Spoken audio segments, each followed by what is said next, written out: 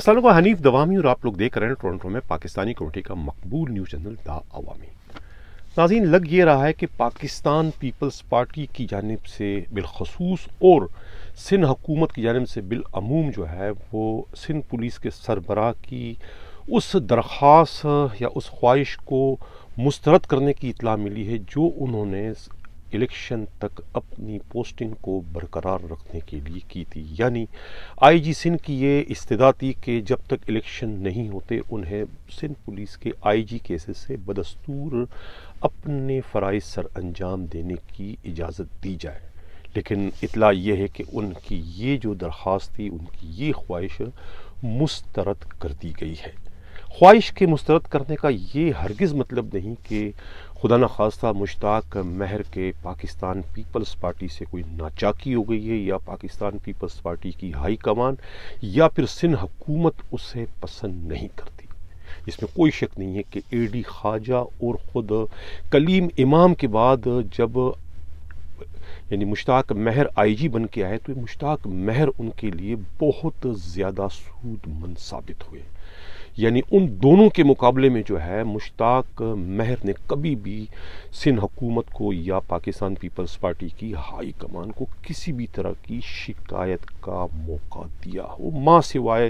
फ़र्रुख बशीर के प्रमोशन के एक मामले में जो कि बकौल आईजी सिंध की गलतफहमी हो गई थी। इस एक वाक़े के अलावा कोई और ऐसा वाक़या रिकॉर्ड पर नहीं आ सका कि जिससे पाकिस्तान पीपल्स पार्टी या सिंध हुकूमत के दरमियान और ख़ुद आईजी के माबैन जो है कोई तलख कलामी या कोई नाचाकी की सूरत हाल पैदा हो चुकी। ये वही मुश्ताक महर हैं कि जिन्होंने बैंकर नूरीन वाले मामले में जो है ख़ुद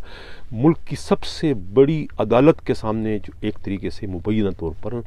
गलत बयानी से काम लेकर सिंध हुकूमत को और ख़ास तौर से पाकिस्तान पीपल्स पार्टी की हाई कमान को जो है अदालती कार्रवाई से बचाने की कोशिश की थी। और उस कोशिश की पादाश में ही जो है वो उन्हें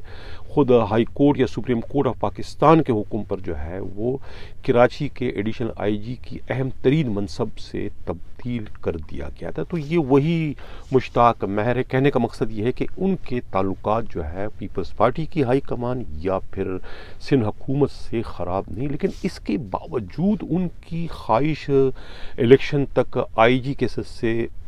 इस सीट पर रहने की जो थी वो क्यों सिंध हुकूमत ने जो है मुस्तरद कर दी। इसके पीछे सिंध हुकूमत की जो लॉजिक है या उनकी मंतिक या पीपल्स पार्टी की जो मंतिक है वो कुछ और है और ख़ुद आईजी सिंध की मंतिक कुछ और बताई जाती है। इस सिलसिले में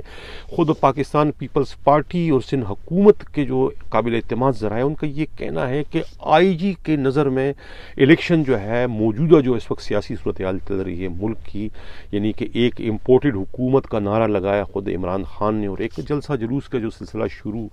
कर दिया गया है, उसके नतीजे में हर कोई ये समझने पर मजबूर है कि इलेक्शन ज़्यादा दूर नहीं है, मुमकिन है 2 या 3 या 4 माह में इलेक्शन हो जाए। यही सोच जो है ख़ुद आईजी सिंध की भी है, इसलिए उन्होंने जो है ये फरमाइश या ये दरख्वास्त की थी, इस ख्वाहिश का इज़हार किया था कि उन्हें इलेक्शन तक सिंध पुलिस का आईजी रहने दिया जाए। लेकिन पीपल्स पार्टी की जो हाई कमान है उनका ये ख्याल है या उनका ये कहना है कि इलेक्शन जो है 1.5 साल से पहले नहीं हो सकते। और इस वक्त जो है ख़ुद सिंध हुकूमत या पीपल्स पार्टी जो है क्यों मुश्ताक महर को हटाने पर बज़िद है कि इसलिए कि वो इलेक्शन के मौके पर जब निगरान हुकूमत आएगी तो उस निगरान सेटअप में जो है ख़ुद मुश्ताक महर को सिंध का आईजी बनाने की ख्वाहिशमंद है। यानी कि वो उस मौके पर जो है मुश्ताक महर की खिदमात सिंध पुलिस के सरबराह की हैसियत से लेना चाहती है। ये पीपल्स पार्टी की हाई कमान के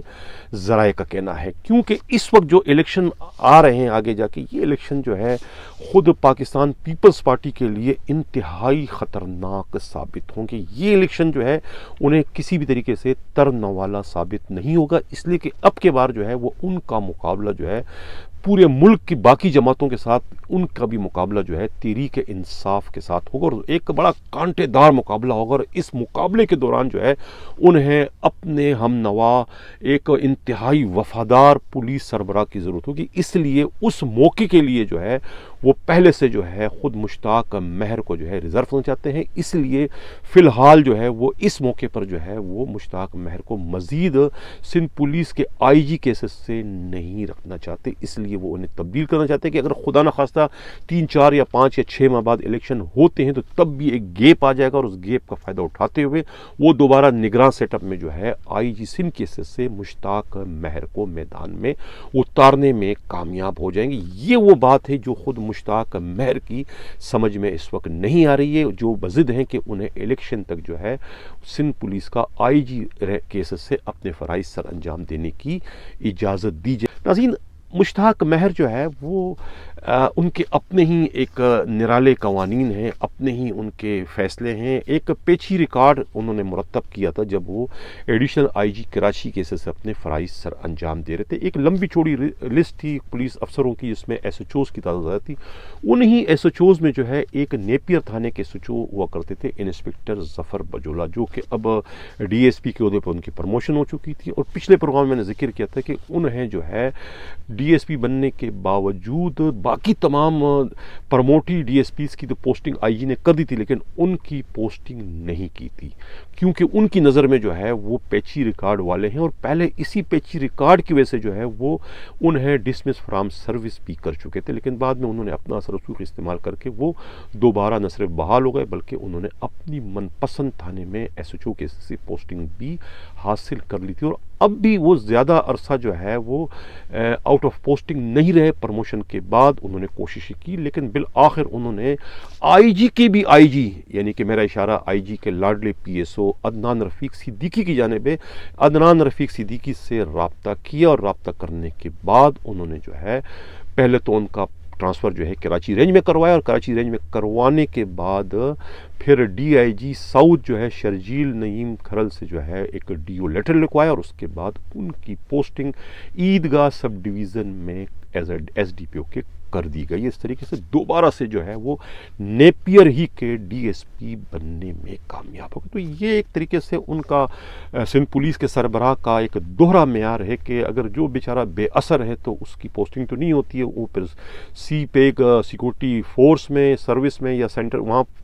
अपने फ़राइज़ सर अंजाम देगा या फिर किसी दूसरे खुडे लाइन में रहेगा। यानी कराची रेंज में जो है एज SHO के या अहम तरीन पोस्टिंग केसेस से अपने फ़राइज़ सर अंजाम देने से वो कासिर रहेगा। अब ये भी मालूम हुआ है कि सिंध के जो पुलिस के सरबराह है उनका एक लंबा चौड़ा कारोबार है। कुछ कारोबार अंदरूनी मुल्क है, कुछ कारोबार उनका बैरूनी मुल्क है। ख़ास तौर से अमेरिका और तुर्की में उनके कारोबार से मुतालिक लंबी चौड़ी जो है वो रिपोर्ट आई है जिसकी मुख्तलिफ जो है वो खुफिया इदारे अपने अपने तौर पर इंक्वायरियाँ भी कर रहे हैं। एक नई इतला जो मिली है वो ये है कि एक नासिर पराछा नाम का एक बिजनेसमैन है, कराची से उनका ताल्लुक़ है। IG के बहुत ही करीबी साथियों में उनका शुमार होता है।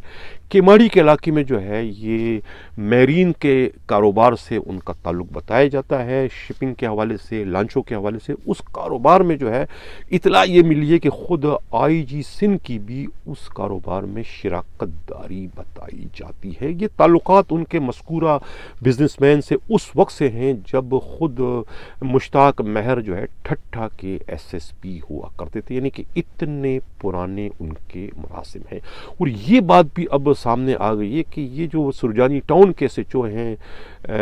हाजी सनाउल्लाह, उनकी पुश पर भी कोई और नहीं था। उनकी पुश पर भी जो है ये नासर पराचा ही बताए जाते हैं और नासर पराचा ही की सिफारिश पर जो है ख़ुद हाजी सनाउल्लाह की कभी मंगो पीर काननुमा थानों में SHO की पोस्टिंग चली आ रही है और कभी सुरजानी जैसे जो है बहुत ही कीमती तरीन थाने में उनकी पोस्टिंग होती रही है।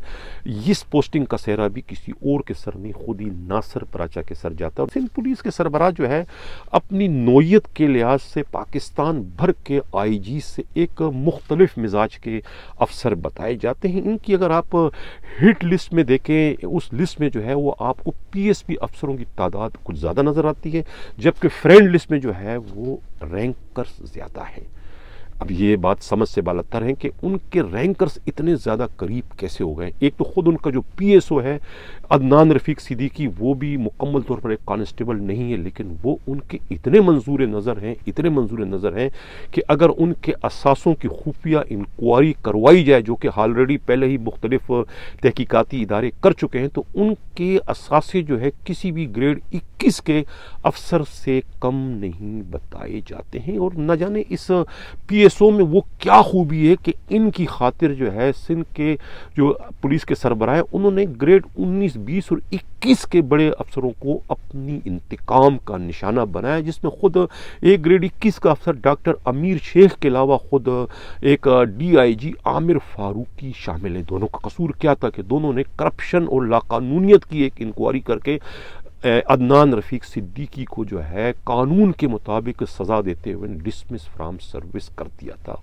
डिसमिस फ्राम सर्विस की सज़ा देना क्या गुनाह बन गया कि उसके बाद ये दोनों बड़े अफसरान जो कि PSP अफसर होने के बावजूद